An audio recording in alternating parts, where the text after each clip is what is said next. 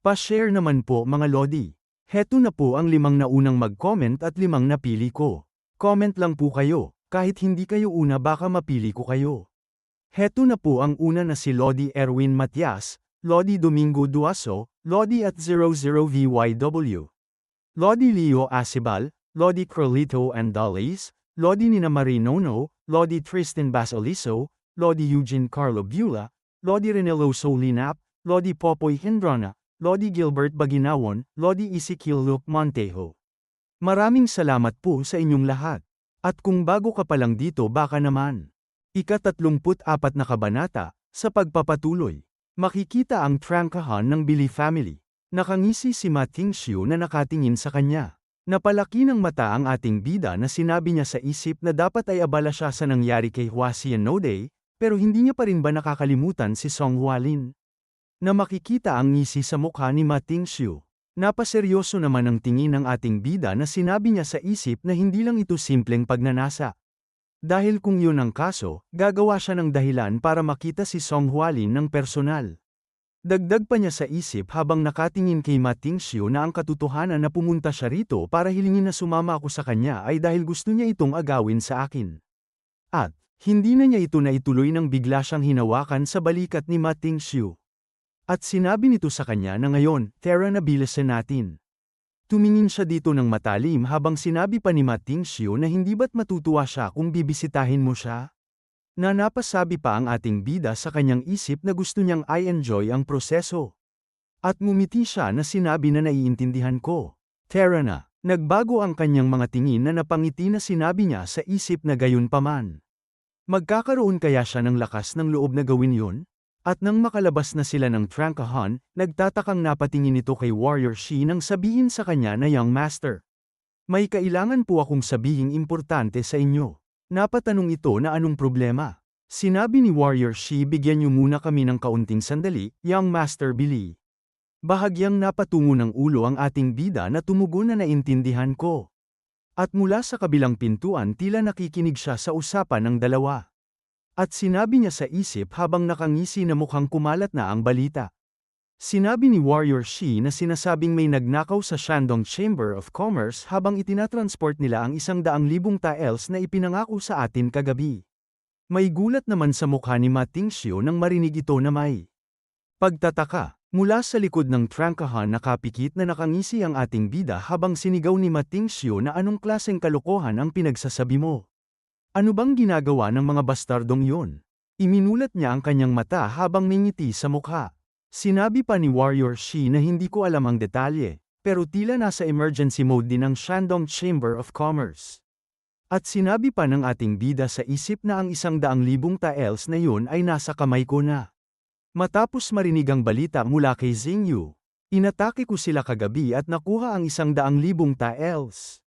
Ninakaw ko rin ang lahat ng mga papeles na ibinigay ng mga night traders, kaya walang naiwang ebidensya. Sinabi pa ni Warrior Shi na walang duda na gawa ito ni Hua Xianode. Mula sa magkabilang panig ng trangkahan makikita sila, sinasabi pa ni Warrior Shi na kung hindi siya, sino pa ang maglalakas loob na gawin ito. Ito ay bagay na ang nakakaalam lang ng ating sitwasyon ang makakagawa. Naiinis na napasigaw si Ma Tingxiu na ang baliw na matandang yon. Sinabi pa ni Warrior Shi na oras na para humingi ng tulong sa main family. Kahit ano pa man ang mangyari, wala ibang tao ang pwedeng tumulong sa inyo, Young Master. Sumigaw ito na sinabi na anong pinagsasabi mo. Ang nangyayari rito ay isang pagsubok.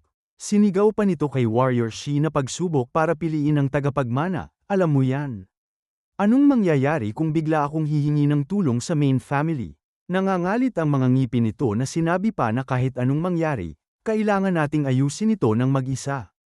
Makikita naman ang mukha ng ating bida na napangiti, na sinabi pa niya na gaya ng inaasahan, isa itong pagsubok para sa pagpili ng tagapagmana. Dagdag pa niya sa isip habang makikita si Ma Tingxiu, sige, kung ganoon. Ituloy mo lang ang pagiging sakim. Nakangisi siya na sinabi pa sa isip na doon lang magtatagumpay ang plano ko. Muling sinabi ni Warrior Shi na sa anumang paraan, sa tingin ko kailangan mo nang bumalik ngayong araw. Nanlaki pa ang mata ni Ma Tingxiu nang sabihin ni Warrior Shi na kailangan mong makipagkita ulit sa Shandong Chamber of Commerce para pag-usapan ito. Kung hindi maipadadala ang bayad sa Jinan sa loob ng ilang araw, ang kontrata para sa pagtatayo ng Martial Academy ay mapuputol. Makikita ang mukha nito na sobrang naiinis na napasabi na buwisit. At pagkatapos, lumingon sa likod na sinigaw na Young Master Billy. May kailangan akong asikasuhin agad, kaya mauuna na ako. Napangisi naman ang ating bida. Sumapit na ang gabi, at makikita ang bahay na bukas ang ilaw, maliwanag sa gitna ng katahimikan. Sa loob, umiinom ng alak si Warrior Shi, tahimik, mabagal ang bawat tagay, tila nilulunok hindi lang ang alak kundi pati ang mga iniisip niya. Pagkatapos, marahan niyang ibinaba ang tasa ng alak sa lamesa. Tumunog ito ng bahagya sa kahoy, at sa sandaling iyon ay ramdam ang bigat ng kanyang damdamin. Pinunasan niya ang kanyang mga labi gamit ang likod ng kamay, sinasabayan ang inis na bumabalot sa kanyang dibdib. Pagkatapos, mariin siyang tumingin ng seryoso. Ang mga mata niya ay matalim at malamig, puno ng bigat ng iniisip. Naalala niya ang sinabi sa kanya ni Ma Tingxiu na hindi natin pwedeng itigil ang konstruksyon, kaya pumunta ka at kunin mo ang pera. Nagulat ito na napasabi na paano ko. Hindi na niya ito naituloy. Nang pasiga na sinabi sa kanya na lintik. Wala akong pakialam kung paano. Gawin mo lang. Sa halip na maghatid ng nakakaawang balita na parang tanga, gawin mo ang parte mo. Mas napalaki pa ang mata nito na nakatingin dito. Nang sabihin pa ni Ma Tingxiu sa kanya na pag nakawan mo sila o takutin mo silang magbigay ng pera, ngayon na. At nang maalala ang lahat ng iyon, napangiwi ang kanyang mga labi. Bahagyang kumunat ang noo niya habang bumibigat ang kanyang paghinga, at sa ilalim ng ilaw ng gabi ay napabulong siya, buwisit. Dumaan ang babaeng serbedora habang inaantok, napalagay ang kamay sa harap ng kanyang bibig habang bahagyang humihikab. Nang makita siya ni Warrior Shi, mariin niya itong tinignan at may bahid ng pagkainis na sinabi, dalhan mo pa ako ng alak. Tumugon na opo. Sinabi pa ni Warrior Shi na pinili ko si Ma Tingxiu, na may kakaunting talento. Dahil kung magtagumpay si Ma Tingxiu, sa akin mapupunta ang lahat ng papuri. Dahil kakaunti ang kompetisyon, umasa ako na agad akong aakyat sa posisyon bilang second in command. Dahil doon, inalagaan ko si Ma Tingxiu at ginawa ang lahat ng maduming trabaho na hindi ko dapat ginawa. Makikita na nangangalit ang kanyang mukha. Sabay mariing na pamura na lintik. At bigla naman siyang may napansin, agad na palaki ang kanyang mga mata. Ang kaninang galit at pagkainis ay napalitan ng pagkabigla, at bahagyang tumigil ang kanyang paghinga. Agad siyang mabilis na lumingon sa kanyang likuran. Ang galaw ay biglaan at alerto, na para bang may naramdamang presensya sa likod niya. At sa isang iglap, isang malakas na puwersa ang tumama sa kanya. Ang impact ay nagdulot ng biglaang pag-urong ng kanyang katawan, ramdam ang lakas at bigat ng tama. At ang paligid ay para bang umiling sa puwersang dumaan. At makikita siyang pabagsak sa sahig, ang katawan ay walang kontrol at bumagsak ng malakas. Ang mga mata niya ay namuti na, malinaw na nawalan siya ng malay. At makikita siyang nakahandusay sa sahig, ang katawan ay walang galaw. At ilang sandali pa makikita ang langit na puno ng mga bituin. At sa Night Trader's headquarter, tinatapik-tapik nito ang lamesa ng kanyang daliri habang sinasabi na kaya. Dagdag pa nito habang nakapikit na sinabi sa atin ng informant ang kinaroroonan ng bastardong nagnakaw ng 100,000 taels na ipinahiram natin sa Shandong Chamber of Commerce. Ito pala ay si Yati An. Nakaluhod ang isang tuhod nito na sumagot na opo, sir. Muling sinabi sa kanya ni Yati An na pero dahil ipinadala niya ang impormasyon sa pamamagitan ng sulat, hindi natin alam ang kanyang pagkakakilanlan. Tumugon nito na si Kuitei na oo. Anong dapat nating gawin? Tahimik na napapikit ito. Iminulat ang mata nito at sinabi na medyo kainahinala, pero tera at tignan natin. 100,000 taels din yon. At ilang sandali pa makikita ang bundok na ito sa haitang gabi. Mula dito makikita si Warrior Shi na nakahandusay sa lupa, habang ang paligid ay napupuno ng katahimikan at tensyon sa dilim ng gabi. At ilang sandali pa, makikita si Warrior Shi na unti-unting bumabangon, ang katawan ay nanginginig at bahagyang nakayuko sa sakit. Dumadaing siya ng marahan, ramdam ang kirot sa bawat galaw habang pilit niyang itinataguyod ang sarili. Biglang napatingin siya sa gilid, at agad na napuno ang paligid ng katahimikan. Ang kanyang titig ay matalim at nakatuon, tila may napansin na hindi pa malinaw ngunit sapat para gisingin ang kanyang alerto. Habang nakaupo, tahimik niyang nasabi sa isip na bakit hindi pa ako patay. Ang mga mata niya ay nakatuon sa paligid. At napahawak siya sa ulo habang napangiwi ang mukha. Bahagyang kumunat ang noo, na sinabi pa nito sa isip na kailangan ko nang makaalis dito. At nagulat siya nang may mapansin sa unahan. Biglang napalaki ang mga mata niya, at ang katawan ay bahagyang napes-index sa di inaasahang presensya. Tumayo siya ng bigla, ang katawan ay nanatiling alerto at handa sa anumang galaw. Mariing tinanong niya ang mga tao sa kanyang unahan, "Sino kayo?" Tumugon sa kanya si Quitay, "Hawak ang espada na kami ang Night Traders." Naiinis na sinabi pa ni Warrior Shi na bakit narito ang mga Night Traders. "Alam mo ba kung sino ako?" Naghanda si Quitay at sinabi na alam ko na matapang ka para galawin ang pera ng mga Night Traders. Nagtatakang napasabi si Warrior Shi na ano?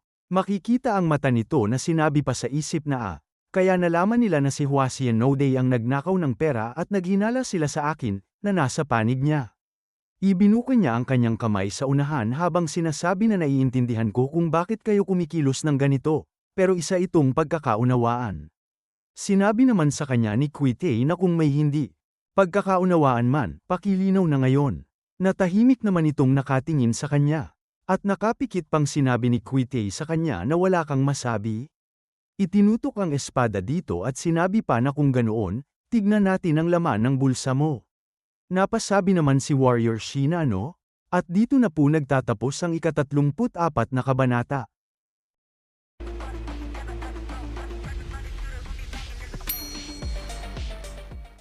Ika-35 kabanata, sa pagpapatuloy. Sinabi sa kanya ni Warrior Shi na sinasabi mo bang kakapkapan mo ako?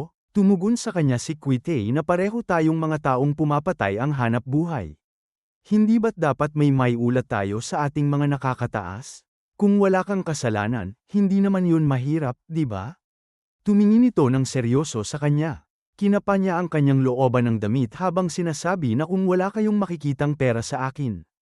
Nang hindi niya ito na ituloy nang may mock-up at napatingin dito na may naguguluhan. Mula sa kanyang mga kamay makikita ang papel na pera at napasabi na ano ito. Sinabi naman sa kanya ni Quitay na marami ka palang pera, ha? Muling napasabi si Warrior Shi habang nakatingin sa pera na may nagtatangkang madiin ako. Kung hindi, bakit ko ilalabas ang pera ng ganoon kahangal? Sinabi naman sa kanya ni Quitay na sige, maniniwala ako sa iyo. Tumingin ito sa kanya at sinabi pa na bilang kapalit, sumama ka sa amin at magpaliwanag ka ng direkta sa aming nakatatanda. May naiinis itong mukha na napasabi sa kanyang isip na kalokohan. Kung susunod ako sa inyo ng mahinhin, siguradong tutorturin lang ako at papatayin. Matalim itong tumingin at sinabi pa sa isip na sa ngayon, kailangan ko munang patayin ang lahat ng mga lalaking ito at makaalis dito. At pagkatapos, mabilis itong sumugod. Hinawakan niya ng mahigpit ang espada, ang mga daliri sumisikip sa hawak na bakal na may buong kontrol. Ang katawan niya ay nakatungo, ang mga mata ay matalim at nakatuon, handang itataga kay Quitay. Ngunit dalawang asasin ang biglang hamarang sa kanya, parehong nakataas ang espada at handang itusok kay Warrior Shi. Ang kanilang tindig ay matalim, at halata ang disiplina at bilis sa bawat galaw, na parabang parehong bihasa sa pakikipaglaban.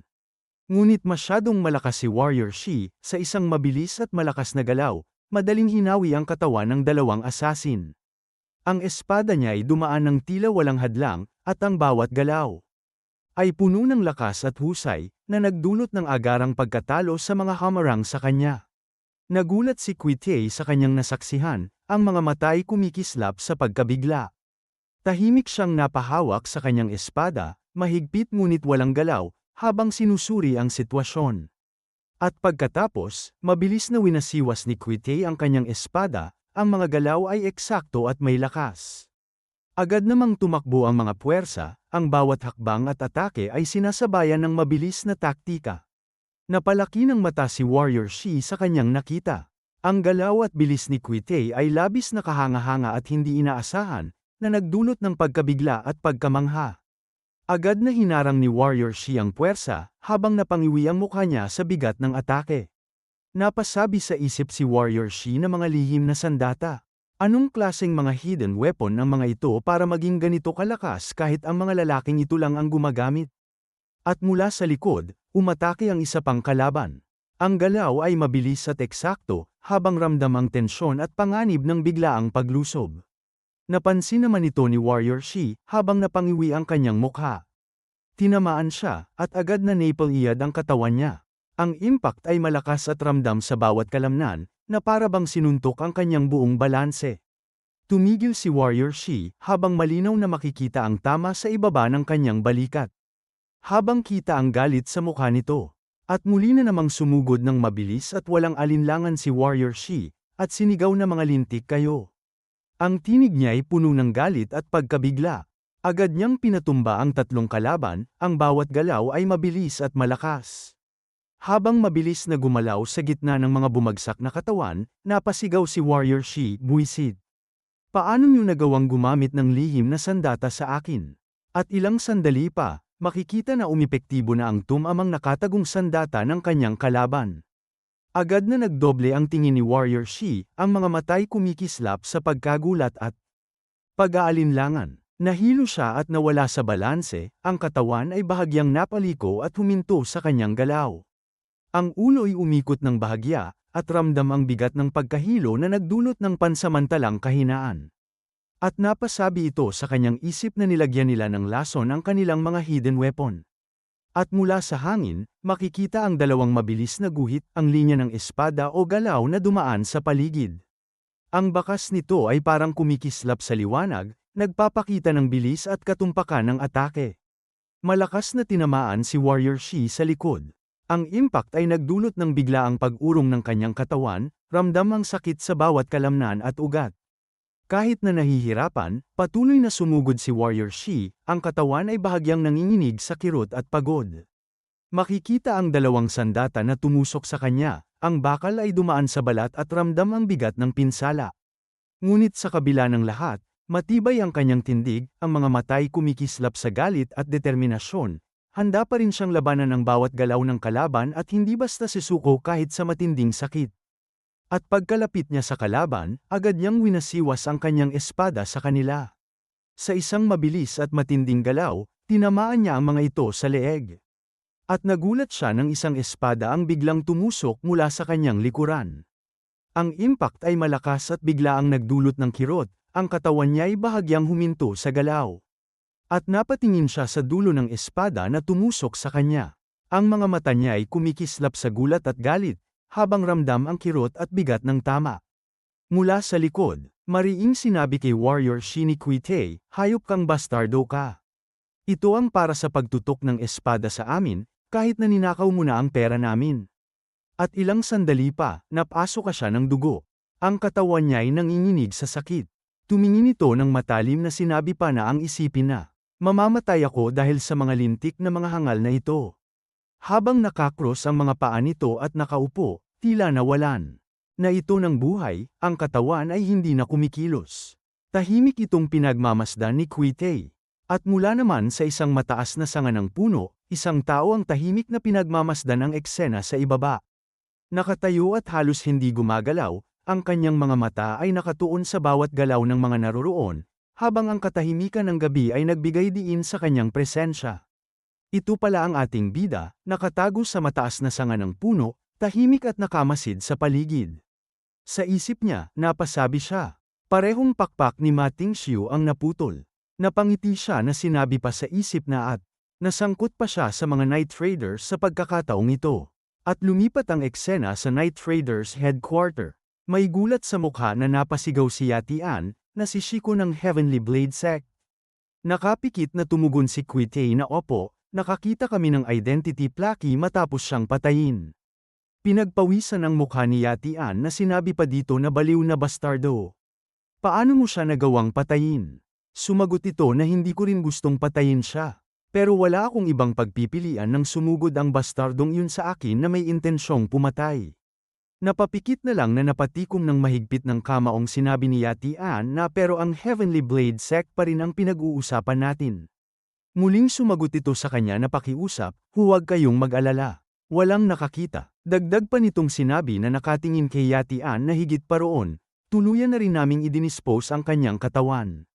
Napahawak na lang ito sa kanyang ulo at nakapikit na sinabi na ang bastardong nagsabi sa atin kung nasaan si Shikon ay siguradong may alam. Napalaki ang mata ni Kuitei na napasabi na lang Sinabi pa sa isip ni Yatian na nakuha ng bastardong iyon ang aming kahinaan. At ginamit niya ang aming mga kamay para mapuksa si Shikon. Naiisip niya si Shikon na napasabi pa sa kanyang sarili na ang katotohanan na may nakitang bundle ng mga bills sa katawan ni Shikon ay nangangahulugang ang bastardong orihinal na nagnakaw ng pera ay siya ring kumontak sa atin. Napahinga ito habang pinagpapawisang sinabi pa sa isip habang nakapikit na sino kaya ang bastardong ito. Isang tao na nagnakaw ng pera mula sa Shandong Chamber of Commerce at naghanda ng ganitong bitag. May naiinis na mukha ito na iminulat ang mata na sinabi pa sa isip na sa anumang paraan. Hindi ito mangyayari ayon sa gusto mo. At lumipat ang eksena sa pavilion na nasa gitna ng lawa sa haitang gabi. Tahimik ang paligid, at ang pavilion ay tila lumulutang sa gitna ng katahimikan. Mula dito napasabi ang ating bida na pumunta ba rito si Ma Tingxiu at humingi ng iyong pakikipagtulungan. Tumugon sa kanya si Leader Xing na opo. Kahit na tinanggihan ko na, pinipressure niya ako. At naalala ang sinabi nito sa kanya na kailangan niyo akong tulungan, syndicate leader. Napahawak sa baba ang ating bida at sinabi na ngayong nawala na sa kanya sina Huasi Nodei at Shikun, natural lang na mawala na siya ng pasensya. At pinaplano niyang gamitin ang Young Syndicate para sa kanyang kapakinabangan. Napaliit ng mata si syndicate leader at napasabi na sa tingin ko rin. Napasabi naman ng ating bida habang napalaki ng mata na napatingin sa kanya si Leader Xing na napakaduming anak ng hinayupak. Na napatugon siya na ngumisi ang ating bida at sinabi na hindi mo ba gustong sampilin lang siya ng ilang beses at pagkatapos ay sirain siya. Nagulat si Leader Xing, napatigil siya at napatulala habang nakatingin sa kanya. Ang kaninang kalmadong anyo ay napalitan ng pagkabigla, at ang mga mata niya ay bahagyang lumaki. Tila hindi inaasahan ang sinabi ng ating bida. At pagkatapos, bahagya siyang tumungo, napapikit, at marahang napabuntong hininga. At kumpiyansang sinabi niya, na gusto ko siyang apak-apakan, young master. Matatag ang tinig, walang bakas ng pag-aatubili. Nakangisi ang ating bida at sinabi niya na pakiusap, huwag kayong mag-alala. Malapit na ang kanyang katapusan. Kinabukasan, makikita ang manor na ito. Mula dito sinabi ni Leader Xing. Na gaya ng alam niyo, hindi pa nagtatagal simula nang maging syndicate leader ako. Dagdag pa niya habang nakatingin sa kanya si Ma Tingxiu na sa aking kahihiyan, hindi ko pa itutuluyang napapasailalim sa aking kontrol. Kaya naman hindi ko pa maiwan ang mga negosyo ng syndicate sa ngayon. Naiinis na tumugon ito sa kanya na kaya, tinatanggihan mo ang aking mungkahi. Tumingin sa kanya si syndicate leader Sheng at sinabi na syempre hindi. Ipakikilala kita sa isang tao na tutulong sa iyo para sa akin. Nagtatakang napatingin naman sa kanya si Ma Tingxiu. Makikita ito na sinabi pa ni syndicate leader Sheng na ito ang aking pinakamagaling na mandirigma. Siya ay mahusay at matalino, kaya malaki ang maitutulong niya sa inyo, dakilang mandirigmang Ma. Matalim na tiningnan ito ni Ma Tingxiu. Ang kanyang mga mata ay malamig at puno ng babala, na para bang sinusukat hindi lang ang mga salita kundi ang tunay na intensyon sa likod ng mga iyon. Habang nakapikit naman ang pinakilala ni Leader Sheng, nanatili siyang tahimik, tila nakikinig hindi sa mga salita kundi sa agos ng sitwasyon mismo. Ilang sandali pa ang lumipas, sa kanya dahan-daang iminulat ang kanyang mga mata. Ito pala ang ating bida na sinabi pa na ikinagagalak ko kayong makilala. Ang pangalan ko ay Gebiao. At dito na po nagtatapos ang ika-35 kabanata.